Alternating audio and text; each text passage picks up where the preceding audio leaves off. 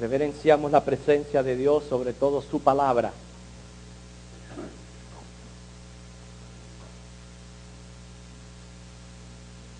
Vamos a concentrarnos en lo que Dios tiene para nosotros, porque Él adereza mesa delante de nosotros, para nuestro bien.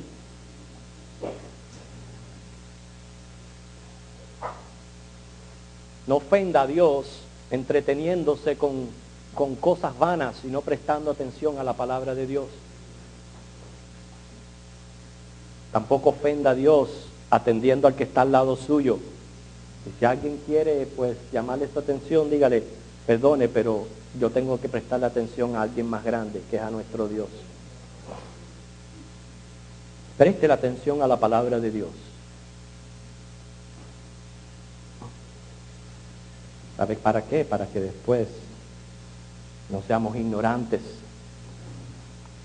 Esta es la segunda parte de la serie de estudios sobre la parábola del rico y Lázaro, que es una enseñanza que nos dio Jesús acerca del más allá. Ya que es un mensaje continuo, le aconsejo que escuche los sermones anteriores para que pueda tener una secuencia.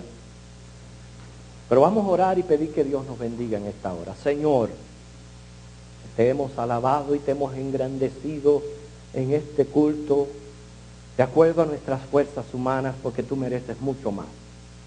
Pero ahora, Dios, bendícenos con tu palabra, sabiendo, Espíritu Santo, que tú la envías a cada cual y que tus pensamientos no son nuestros pensamientos.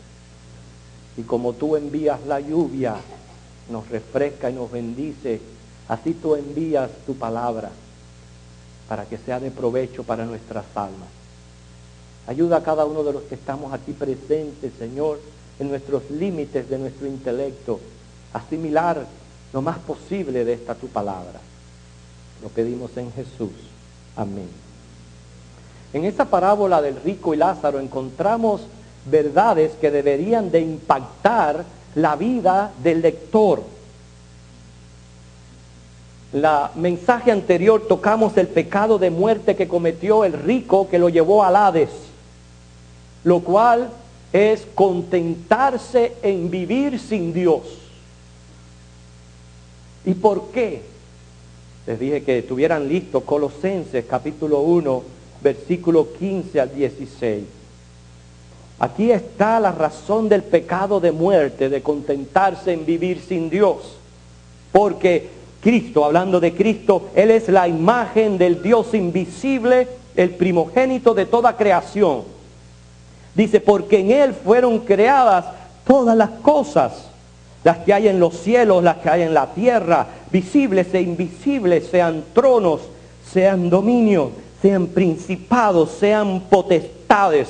Y noten esta frase: todo fue creado por medio de Él. Por eso somos creacionistas.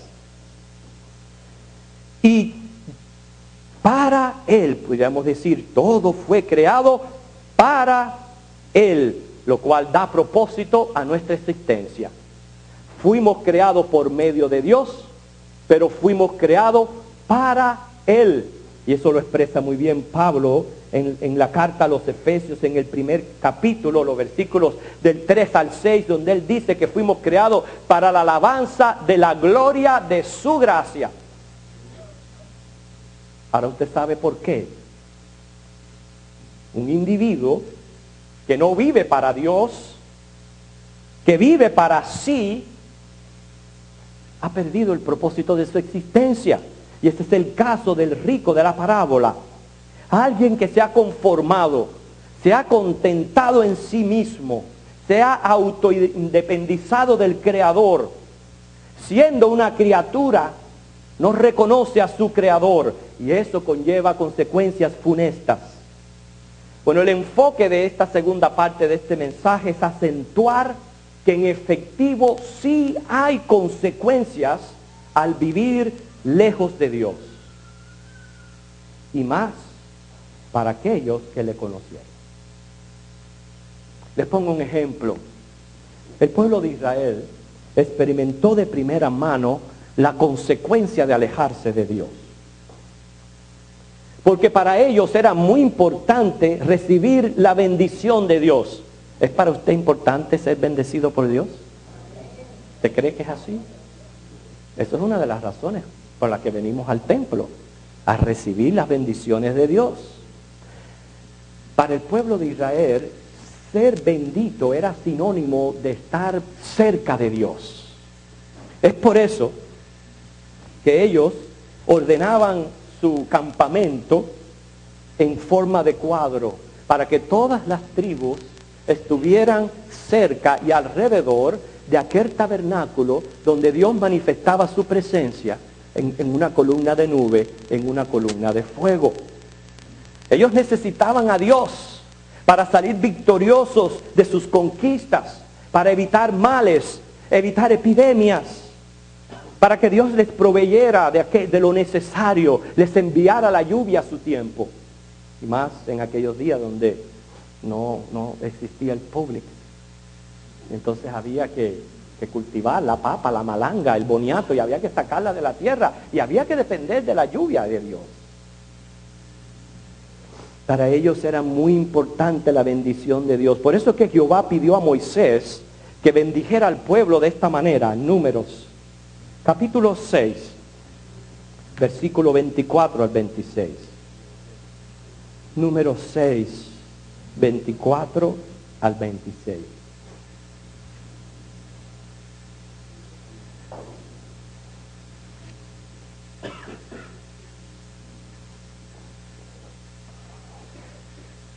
Podemos leer desde el 22.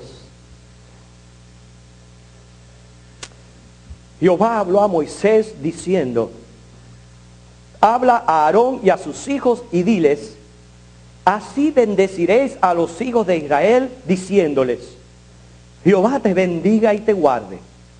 Jehová haga resplandecer su rostro sobre ti y tenga de ti misericordia. Jehová alce sobre ti su rostro y ponga en ti paz. Aquí tenemos una triple bendición. El versículo 24 dice: Jehová te bendiga y te guarde. Quiere decir ser preservado por su benevolente providencia. Es una de las cosas que venimos aquí a su casa a pedir a Dios en oración. Hoy comienza una nueva semana. Señor, presérvanos, guárdanos de todo mal, bendícenos para que nos pueda ir bien durante esta semana. Muchas fueron las aflicciones y derrotas que sufrió el pueblo de Israel, y por eso oraban para que Dios les guardara. La segunda bendición, que es el versículo 25, que dice: el resplandor del rostro de Dios sobre uno. Bueno, a Dios nadie le ha visto jamás, porque en su esencia Él es invisible. Así lo dice la palabra. Dios es invisible. Mas sin embargo nos da ese sentir, esa seguridad de que Él está con nosotros. Por tanto, lo que estaban pidiendo aquí era la presencia de Dios en medio de ellos. La segunda bendición. Porque de la presencia de Dios es donde misericordiosamente, dice, cada mañana recibimos sus bendiciones, porque Él es fiel. Y la tercera bendición del versículo 26 dice: ponga en ti paz. Una nación que en raras ocasiones tuvo paz. Esto es muy importante. ¿Cuán importante para nosotros es vivir en paz? Bueno, esta paz es producto de la providencia, la luz, la presencia de Dios. Cuando Dios está con nosotros, podemos sentir paz. Cuando el hombre se aleja de Dios, una de las cosas primeras que pierde es la paz en su corazón. Por tanto, como pueden ver, estar cerca de Dios equivale a providencia, a bendición, a paz. Si nos alejamos de Dios, estamos propensos, como la nación de Israel, a perder todas esas bendiciones. Teniendo esto en mente, vamos a usted y yo analizar. ¿Cómo usted cree que le puede ir a una persona en este mundo que se ha contentado en vivir sin Dios? No le interesa a Dios, no le importa, no quiere que le hablen de Dios. ¿Cómo usted cree que le pueda ir a esa persona? Bueno, al rico le fue muy bien. Pero al rico le fue muy bien aquí, en la tierra. Por eso vamos a ver las consecuencias de vivir lejos de Dios. ¿Cómo usted cree que ahora le puede ir a una persona que, habiendo conocido a Dios, su gracia y su misericordia, simplemente así por así se aleja de Dios y lo abandona por esto y por aquello? ¿Todos están de acuerdo conmigo? Yo no he dicho nada. Ustedes lo han dicho. Ustedes han dicho lo que le pueda pasar a una persona así. Acercarse a Dios es bendición. Alejarse de Dios es maldición. Nosotros en un tiempo vivíamos lejos de Dios. Y éramos malditos. Pero gracias a Cristo, que siendo justo, tomó nuestro lugar, Él transformó y cambió aquella maldición en bendición. Eso lo dice Gálatas 3, del 13 al 14. Jesucristo vino a ser nuestra bendición. Por eso es que es la importancia del Evangelio. El Evangelio es simple. El que tiene al Hijo de Dios tiene la vida eterna. Y el que no tiene al Hijo de Dios no la tiene. Tan simple como eso. Primera de Juan 5, 11 y 12. Tú tienes a Cristo, tienes vida eterna. No tienes a Cristo, tienes condenación eterna. Por eso vamos a ver las consecuencias de contentarse en vivir sin Dios. Y vayamos a nuestro texto, a Lucas capítulo 16, versículo 19 al 31, y continuar con nuestro mensaje. La semana pasada vimos a estos dos hombres en este mundo. En esta ocasión vamos a ver a estos dos hombres en el otro mundo.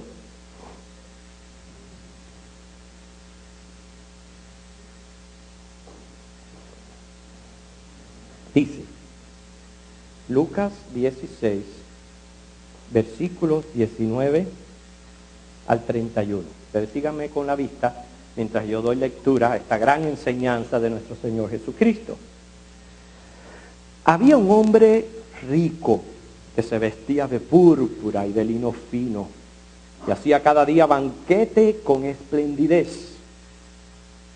Había también un mendigo llamado Lázaro. Estaba echado a la puerta de aquel lleno de llagas y ansiaba saciarse de las migajas que caían de la mesa del rico, y aún los perros venían y le lamían las llagas. Aconteció que murió el mendigo y fue llevado por los ángeles al seno de Abraham, y murió también el rico y fue sepultado.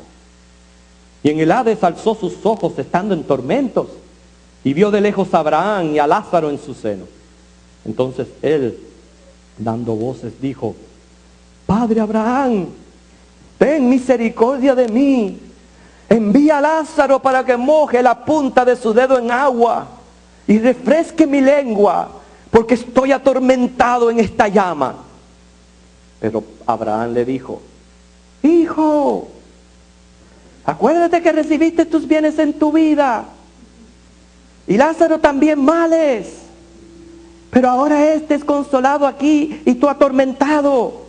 Además de esto, una gran cima está puesta entre nosotros y vosotros, de manera que los que quisieren pasar de aquí a vosotros no pueden, ni de allá para acá.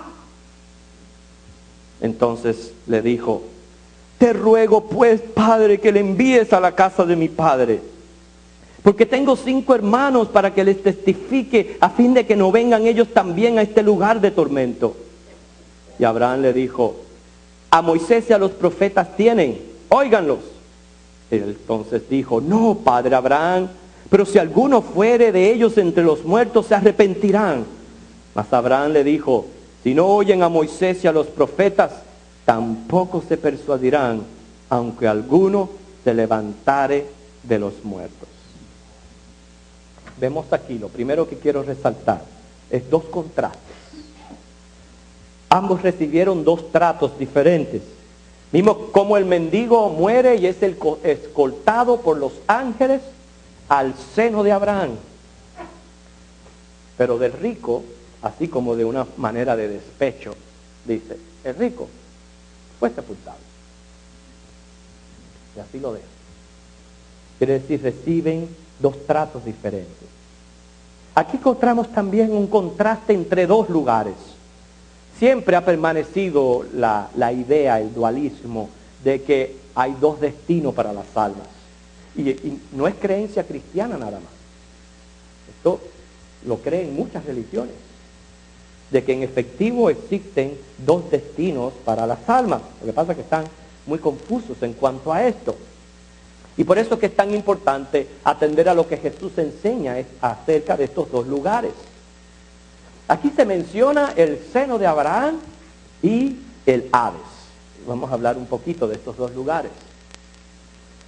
El seno de Abraham era prácticamente una esperanza que tenían los creyentes del Antiguo Testamento. Ejemplo, David, cuando su hijo murió, él se consoló diciendo, yo voy a él. En Job 3:13, es un libro más antiguo en la Biblia, ahí se presenta este lugar como un lugar de descanso. Pero ¿por qué se le dice el seno de Abraham? Aquí donde está la parte central, la verdad de la enseñanza de Jesús. Recuerde que en una parábola lo que procuramos es encontrar en el ejemplo terrenal la enseñanza de la verdad celestial. Abraham es el representante o padre de la fe. Así lo dice Gálatas 15:6, Romanos 4:11. Entonces aquí no se le está haciendo énfasis a la persona de Abraham, sino a él como padre de la fe. Lo que me está enseñando es aquí que la fe es lo que es contada por justicia. Es la fe que se coloca en Cristo Jesús, lo cual es la entrada a este lugar. Por eso se le dice el seno de Abraham, el padre de la fe. Quiere decir, la fe en Jesucristo es lo que me lleva a mí a este lugar. Y por eso, como dice Hebreos 11:13, los antepasados miraban adelante a la promesa del Mesías.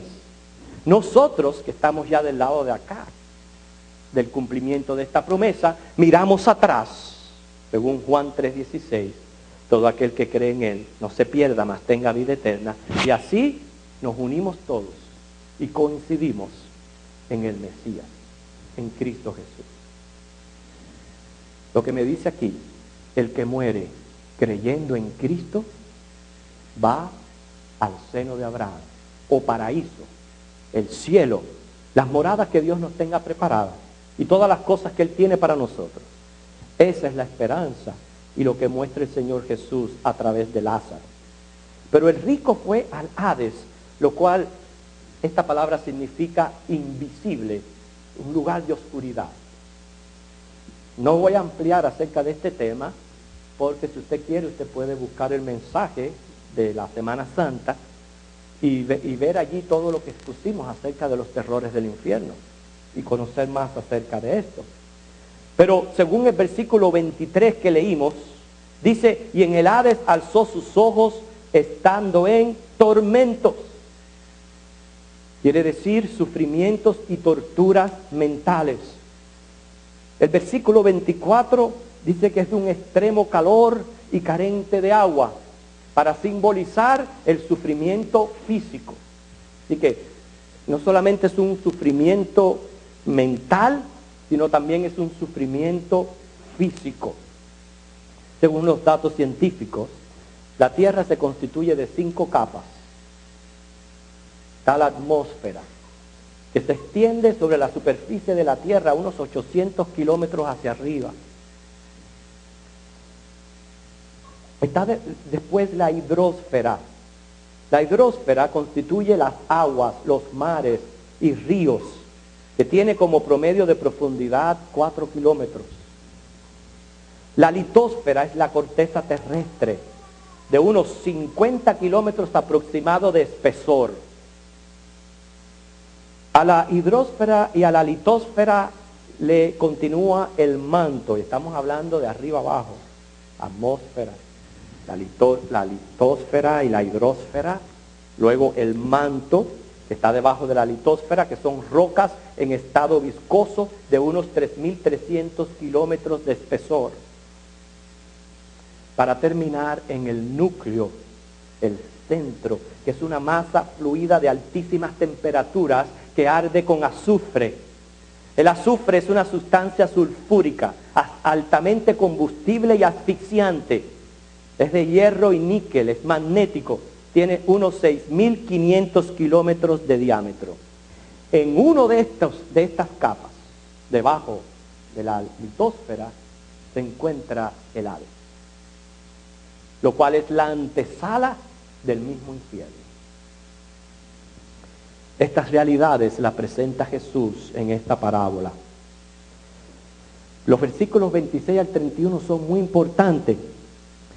Y lo que yo voy a decir, no lo quiero decir ni en tono ni de burla, ni en ningún otro sentido, ni intención de traer un conocimiento que sirva para ayudarle a salir de la ignorancia. Ni es para criticar, ni es para burlarnos de nadie. Pero en los versículos 26 al 31 se pone de relieve que una vez uno está allí, no se puede salir de este lugar. Quiere decir, descarta ideologías aniquilalistas y reencarnistas. Desborona la teoría del purgatorio. Quiere decir, las misas son falsas esperanzas. Falsas esperanzas. Una vez allí, nadie puede salir. ¿Por qué? Porque lo dice el Señor aquí. Pero más que todo, porque el sacrificio vicario de Cristo está completo. Cuando Él murió, Él dijo, consumado es. Quiere decir, a este sacrificio no hay que añadirle más nada. Es perfecto, está completo. La obra no quedó a medias, fue completamente terminada. Lo único que se requiere es fe, arrepentimiento y conversión. Además, Él dice que Él es el único camino al cielo. No podemos ir ni por obras, ni menos por penitencia. El único camino es al cielo, es Jesucristo. Dice Hebreos 9:27, está establecido para el hombre que muere una sola vez, y después de esto, el juicio. Esa es la primera realidad que se pone de relieve en esta enseñanza. Y la segunda es ese deseo del rico de salvar a su familia. ¿Ustedes no lo vieron ahí? Un deseo grande de salvar a su familia. Y lo que el Señor nos está enseñando aquí es que como iglesia Él nos ha dado el Evangelio para compartirlo, para cumplir con la gran comisión. Si verdaderamente amamos a nuestros seres queridos, a nuestras amistades, si verdaderamente les amamos, lo menos que podemos hacer es advertirles de este lugar. Pero muéstrales también la solución. Muéstrales también que el hombre fue creado para la alabanza de la gloria de Dios y que aunque está muerto en sus delitos y pecados, no tiene por qué continuar en esta condición. En Cristo hay solución. Él nos pasa de muerte a vida. Déjelo saber. No se conforme con decir, no, porque me estoy cansado ya de hablarles y decirles, pero no entienden, no quieren saber. No, no se dé por vencida. Continúe hablándoles del Evangelio, porque en realidad este es un lugar terrible. Hermano, Jesús está enseñando aquí el destino eterno de uno que fue mayordomo del mundo, este es el rico, y otro que fue mayordomo de Cristo, el cual es Lázaro. El mayordomo del mundo vive para esta vida, para lo material, para los placeres de la carne, para acumular riquezas. No piensa que tiene necesidades espirituales. No piensa que es una criatura que se debe a su Creador. Mientras que el mayordomo de Cristo se conforma con su situación y sea mucho o sea poco, vive para el reino de los cielos, acumulando tesoros allí. Y yo quiero exponerles esto a través de una ilustración que quiero que me ayude con sus mentes. A veces ayuda a cerrar los ojos cuando estamos haciendo un caso imaginario. Imagine una línea infinita. Imaginen conmigo, ¿ya se la imaginaron? Una línea infinita. Si mira para allá, no se le puede ver dónde termina, lo mismo para acá. A esa línea imaginaria infinita, póngale un punto. Ya le puso el punto.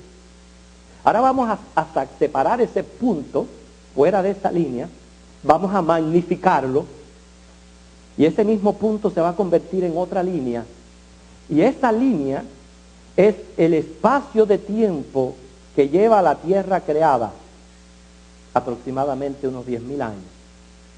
¿Sí? ¿Está conmigo en la línea imaginaria? 10.000 años. A esa línea que representa 10.000 años, póngale otro punto. Sáquelo y magnifíquelo. Y ahora ese viene a representar una línea que solamente dura 80 años. Esa es la edad del hombre.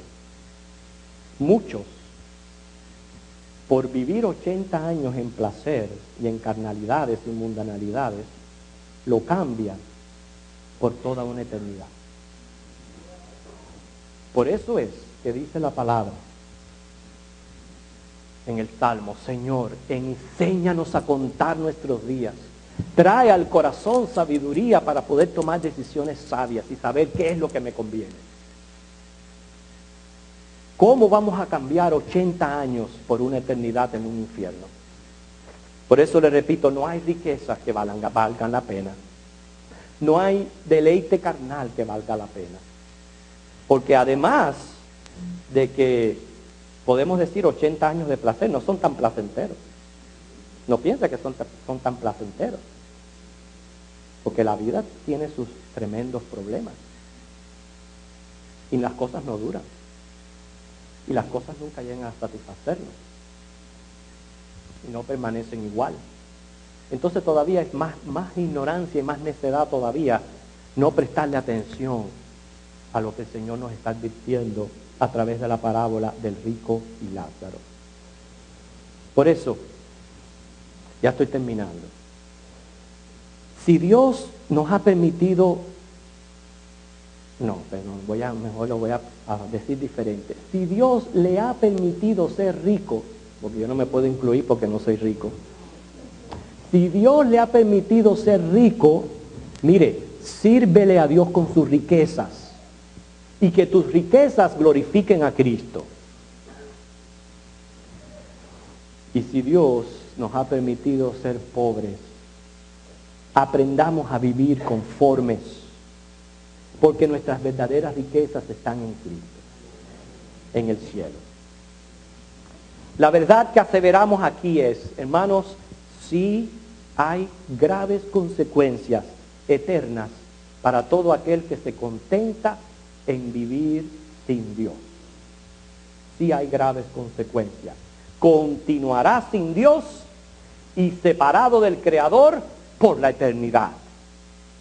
Como si fuera una escoria, una basura. Mira que nosotros guardamos y nos gusta preservar nuestra dignidad, ¿verdad? A nadie le gusta que le llamen escoria. Por lo menos a nosotros los marielitos nos pasaba. Nosotros los marielitos cuando nos decían, no, porque esa es la escoria. Y los que venían en el 60 decían, nosotros somos la crema. A nadie le gusta que le digan que uno es escoria.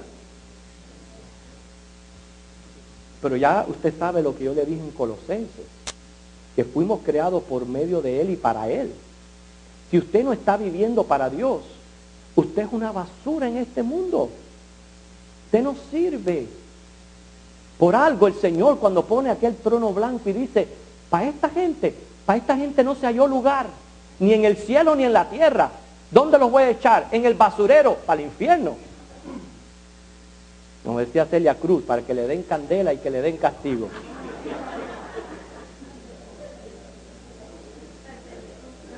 ¿Es que acaso usted no se da valor?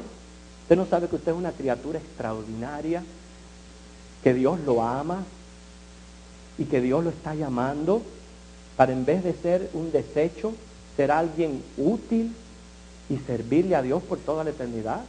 Dese cuenta de esto, hermano, porque esto es lo que se está aseverando aquí. No juguemos con el destino eterno de nuestras almas. En vida es el momento de abrir el corazón a Cristo y aceptar su gracia salvadora y asegurar la vida eterna del alma. Para esto fue que Cristo vino a salvar. Él no vino a condenar, Él vino a salvar, como dice Juan 3, del 16. Con esto vamos a terminar con la lectura de este pasaje. Juan 3. Muchas veces nos enfocamos en el 16, pero no continuamos la lectura.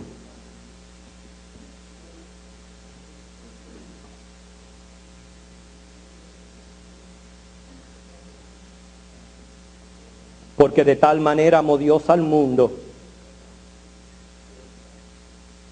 Léelo conmigo.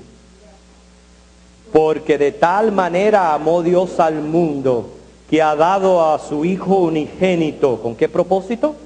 Para que todo aquel que en Él cree no se pierda, mas tenga vida eterna. Ahora escuchen. Porque no envió Dios a su Hijo al mundo para condenar al mundo, sino para que el mundo sea salvo por Él. Y afirma y dice, el que en Él cree no es condenado, pero el que no cree ha sido condenado porque no ha creído en el nombre del unigénito Hijo de Dios. Pero esta es la causa de la incredulidad. Ahora Él la pone para que ustedes vean si no es contentarse en vivir sin Dios porque viven para sí. Dice, y esta es la condenación: la luz vino al mundo, los hombres amaron más las tinieblas que la luz, porque sus obras eran malas. Porque todo aquel que hace lo malo aborrece la luz, y no viene a la luz para que sus obras no sean reprendidas. Mas el que practica la verdad viene a la luz, para que sea manifiesto que sus obras son hechas en Dios. Claramente aquí está, los que viven para sí, lejos de Dios, y aquellos que procuran acercarse a Dios a través de Cristo Jesús. Esa es la verdad de la parábola del rico y Lázaro. Quizás estás aquí y has escuchado el Evangelio una y otra vez y el Señor te ha estado llamando. Y el Señor ha estado obrando en tu vida y te ha estado dejando saber todas estas verdades. Y te has convencido ya de que en efectivo Cristo es el Salvador, Cristo es el único que te puede redimir, el único que puede perdonar tus pecados y el único que te puede garantizar la vida eterna. Si estás convencido, lo único que queremos saber es que lo manifieste, lo deje saber a nosotros como iglesia para gozarnos contigo. Eso es un trabajo que Dios está haciendo interno en tu vida. Y solamente tú y Dios sabes si está ocurriendo. Nosotros solamente como iglesia nos alegraría saber de que en efectivo Dios te ha estado llamando y tú vienes a Él. ¿Hay alguien aquí que quiere levantar su mano y decir, ya yo he recibido a Cristo como mi Señor y Salvador en mi corazón? ¿Hay alguien aquí que quiere manifestarlo, levantando su mano? Señor te bendiga, me alegro mucho de la joven que está allá atrás. Señor te bendiga, me alegro mucho. ¿Hay alguien como estas jóvenes que hoy, el Señor te bendiga, mi hermana? ¿Hay alguien como ellas, damas, que el Señor ha estado tocando sus vidas? El Señor te bendiga, Danilo. ¿Hay alguien como ellos que hoy dicen, yo he recibido a Cristo como mi Señor y Salvador? Qué bueno, me alegro que lo confirmen, mi hermana. ¿Hay alguien como ellos que lo confirma en esta tarde? Señor te bendiga, mi hermano. Señor te bendiga, Luz. Entonces, hermanos, confirmando que en efectivo Dios está haciendo una obra en medio de sus corazones. Nos alegramos mucho de lo que Dios está haciendo, hermano. Gloria a Él. Así que oremos. Te damos gracias, Espíritu Santo, por la obra que tú has venido haciendo en nuestro interior. Porque tú nos regeneras. Y tú nos haces, Señor, entender y traer sabiduría a nuestros ojos para saber qué es lo que nos conviene. Gracias por Cristo y por este sacrificio que Él ha hecho por gracia. Señor, qué asombroso es que no tenemos que esforzarnos humanamente, sino solamente creer y arrepentirnos, porque todo fue pagado, por ti. Tú dejaste ese sacrificio completo, Señor. Lo único que tenemos que hacer es creer y recibirte. Yo te doy gracias por cada uno de los que hoy ha levantado su mano y ha manifestado lo que tú has hecho en la vida de cada uno de ellos. Gloria sea a ti, Jesucristo, porque todavía tú sigues salvando y tú sigues llamando a los hombres, trasladándolos de las tinieblas a tu luz admirable. Te alabamos por ello, Dios, en Cristo. Amén. Señor les bendiga.